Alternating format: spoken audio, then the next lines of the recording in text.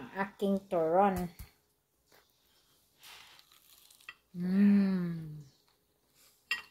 Paras ng kape. This time, pakita ko sa inyo kung paano gumawa ng turon. So, ito isang hinog na saging ang gagamitin ko. Wala akong saba, so ito ang pampalit. So, gagamit tayo ng 2 cassava. So, ating babalatan at i-grate natin.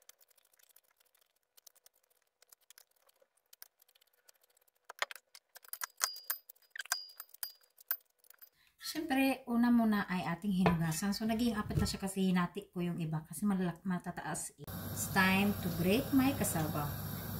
Okay, tapos. So, isa-isahin hanggang matapos.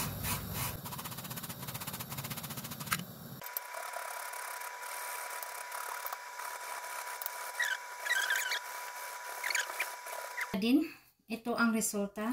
Tingnan mo. Matubig siya. So, ang gagawin natin ay kukuha tayo ng tea cloth. Tapos, ating kuhanan ng katas.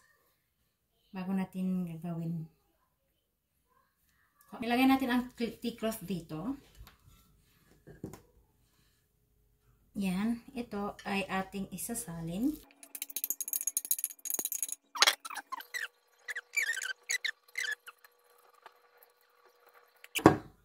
Itatapon natin.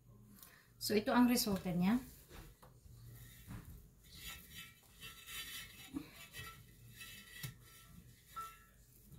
Tada!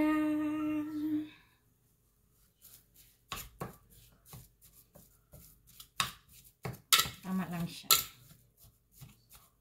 So, lagyan ko ito ng konting brown asukar.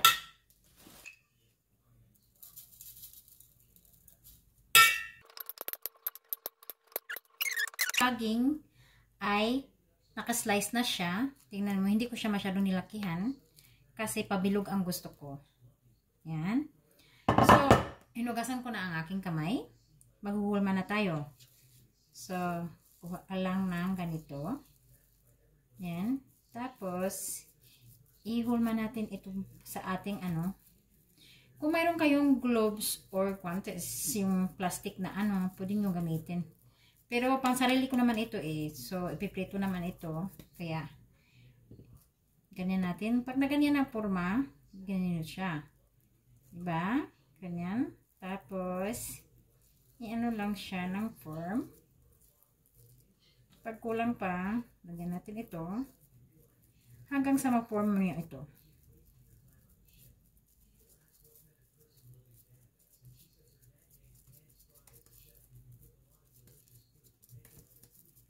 So, pabilog naman ang gusto ko. So, round siya. Ganyan. So, paulit-ulit lang na steps hanggang maubos nyo ang cassava grated at saka ang saging. Ganyan. Voila! So,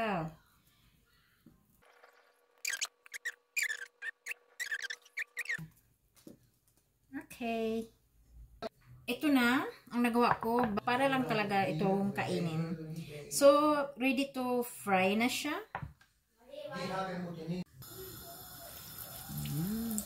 Medium heat lang natin ito.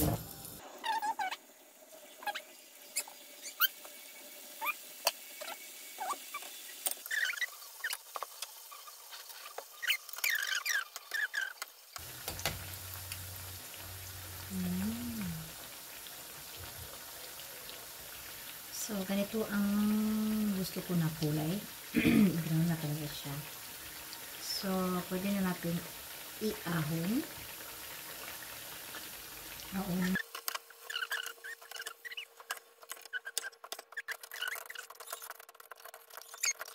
Ang aking turon. So, pwede itong pangnegosyo. Yan. Kung marami kayong cassava or balanghoy sa bahay at saka saging hinog, so, ano pang gagawin ninyo? Gawa na kayo at pwede nitong ibibenta sa school. Gustong-gusto ito ng mga bata. Sarap! Let's eat, guys!